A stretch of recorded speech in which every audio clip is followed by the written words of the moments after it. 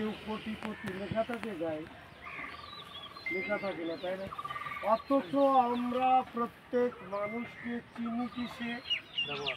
According to your behaviour, মানে ব্যবহার। এই ব্যবহারেই বোঝা যায় কে কেমন মানুষ।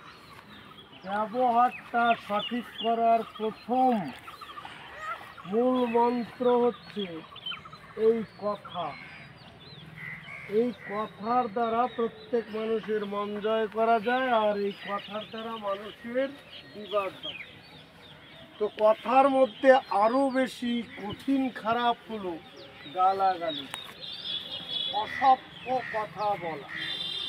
তো আমাদের ইতিমধ্যেই ছোট ছোট বাচ্চাদের কখনো কখনো কেউ গালাগালি অসভ্যতা হয়, বলতে হবে না, এটা শিক্ষা নয়, মানুষ হতে হবে।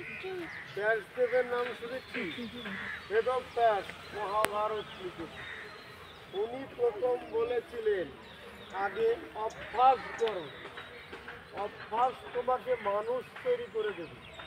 অভ্যাস আর কিছুই নয়, এই যে আমরা এখন কথা শুনি শান্তভাবে, যখন পড়া করব তখন এক মনে পড়া করব, যখন খেলবো তখন এক মনে। উদ্দেশ্যবিহীন উল্টোপাল্টা চলা হচ্ছে আমাদের এই ব্যবহারের অনুকূলে। তো অবশ্যই আমাদের এই প্রশিক্ষণ কেন্দ্রে মাঠে ঢোকার পরে কেউ কেউ ছোট নয়, কেউ বড় নয়, সবাই ছাত্র। আজ ছোট আছি, কাল বড় একজন প্লেয়ার আছে। সুতরাং তোমরা সবাই ভাই, তোমরা সবাই বোন, কেউ কাউকে ছোটও করা যাবে না।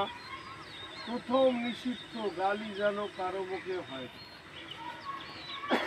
ইতিপূর্বে যদি দু একজনের কথা শোনা গেছে, পরে যদি শোনা যায় তাকে কিন্তু মার হবে, মার।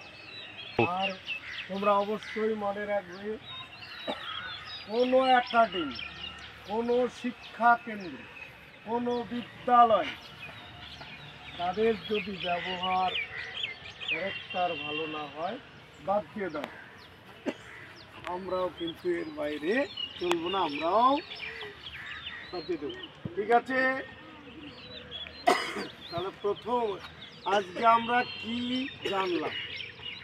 প্রথম কথা, কেউ মুখ খারাপ করা যাবে না, সবাই সমান, কেউ ভালো নয়, কেউ খারাপ নয়। মনে থাকবে।